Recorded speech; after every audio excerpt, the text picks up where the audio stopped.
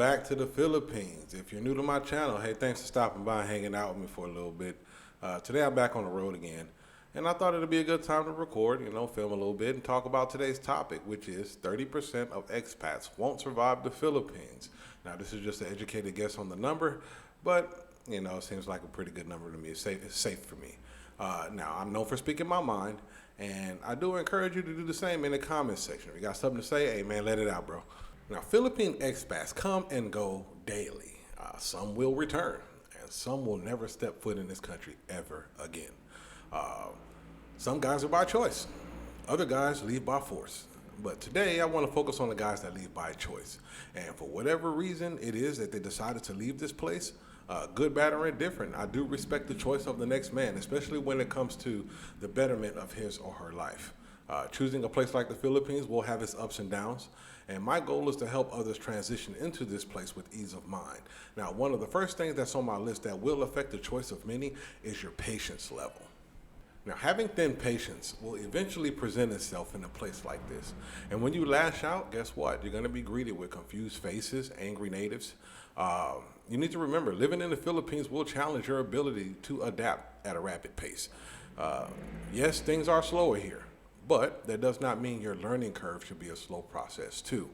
Now, it's not uncommon to find yourself irritated at the simple things that will not be tolerated back at home, like bumping into each other when you're walking down the streets, or people not saying excuse me when they do it.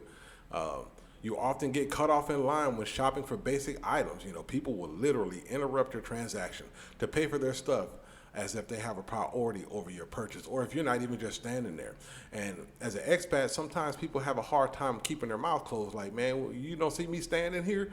You know what I mean? Like, bro, get to the back of the line, And of course, if you want to say it with some respect on your tone, whatever, because, you don't want to get yourself in any kind of trouble. But, I mean, these are some of the things that actually irritate you. You know what I mean? Now, for the guys that just want to visit, I'm sure that they don't have an issue overlooking some of these things.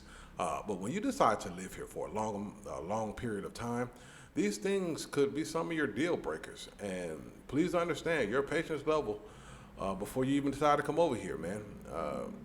You have to really put that thing into perspective, man, especially if you want to have a good life here. Me personally, I love this place, at the moment anyway. And I have no plans on returning. You know what I mean? I don't have any issues that would make me want to just leave the place right now or whatever. But that does not mean I don't keep my neck on the swivel. I look around and I pay attention to my surroundings or whatever, But at the end of the day, man, your patience level, man, that's very, very important. That's why I put it on the first part of my list, man, because without your patience level being in check, you're in for a rude awakening, bro. Now, another deal breaker for guys is that they figure out that the girls are almost the same as the modern chicks back at home. The materialistic way of life is very much alive out here, and guys think that a traditional means that her concern is only him, like a traditional wife is. To be honest, man, that's not the case for a lot of guys out here, man. A lot of guys, they go through a situation where these girls, man, listen, the internet's gonna tell her she's beautiful more than you can tell her she's beautiful. And you already know how that goes, you know what I mean, especially in the West. And it's out here big time too. So dealing with these younger chicks, you're gonna have to kind of step your game up in a lot of ways, you know what I mean? She doesn't come from the era that you come from. Back in the day, we came from chilling and relaxing and really getting to know each other on a personal basis. Here, you got the internet involved. So again, keep that into perspective when you're out here, brother. Another thing that makes guys want to leave here is the dog lovers. If you're a dog lover and you have a soft heart for animals, this place right here, it might be brutal to you, man. The dogs and the cats, man, they go through the worst out here. I'm not gonna even lie to you, man. It ain't nothing to see. I mean, and when the roadkill out here, they just leave them in the street. Like in the States, or where I'm from in the States, they'll pick them up. And I'm pretty sure in Western countries, they'll pick them up off the road here. People just keep running over them until they become part of the tarmac. There are some exceptions.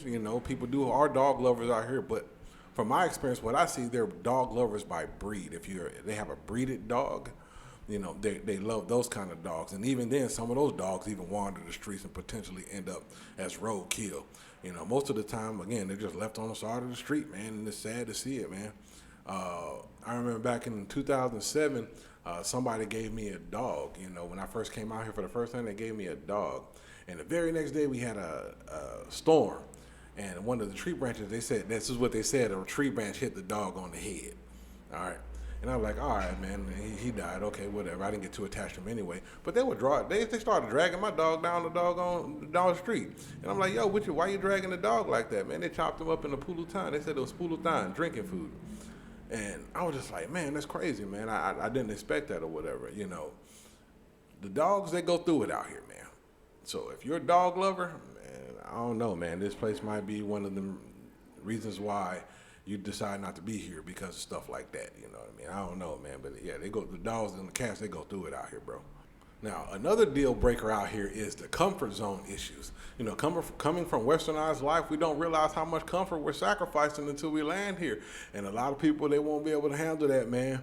You know, you'll be losing a large portion of your food choices, along with some of your liberties and rights, because you have to abide by the laws of the Philippine land now, right?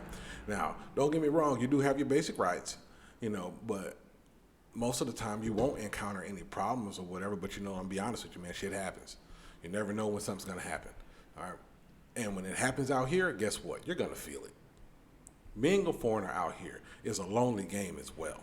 All right. If you're not around a good support system and getting used to the void, you're gonna have a void of being away from people that you're used to being around, your loved ones and stuff like that. Man, that could be a deal breaker for a lot of guys, man.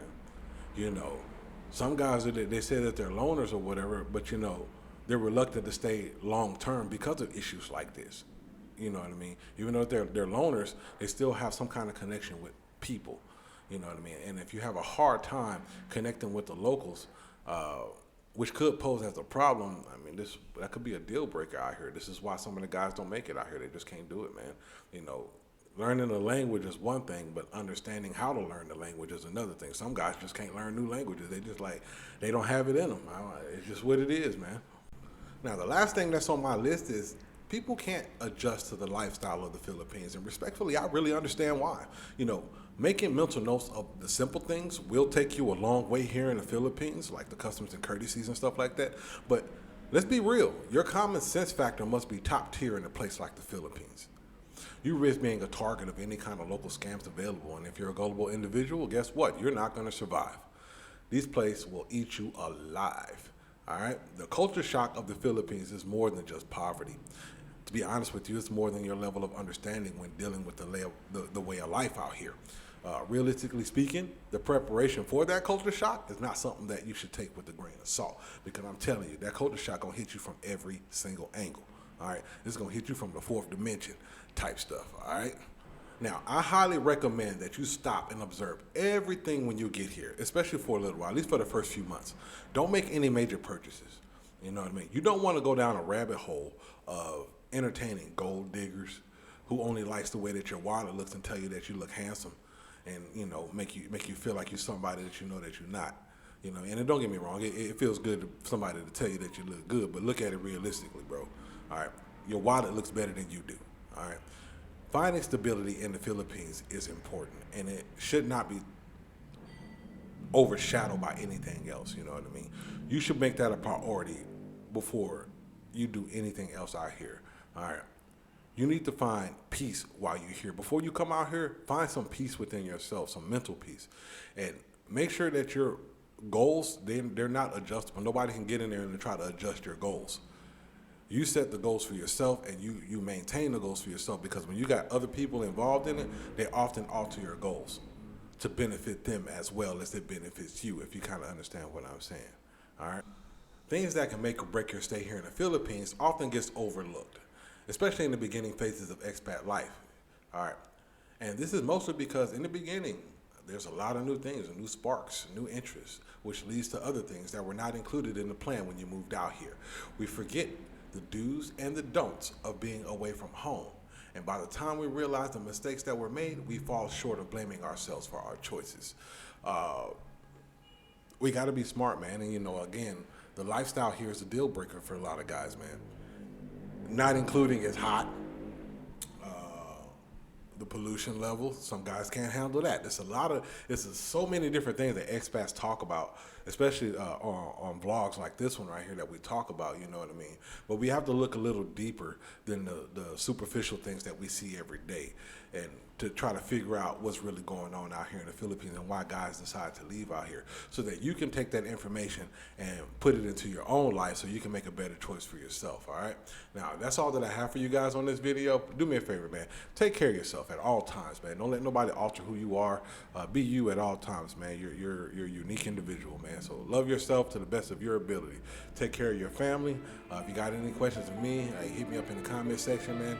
If it takes me a while to reply, man, hey, I'm busy, man. I'll get to you, though. I promise you I will, man. I haven't forgot you. All right. Until next time, bro. Holla at your boy. Peace out, bro.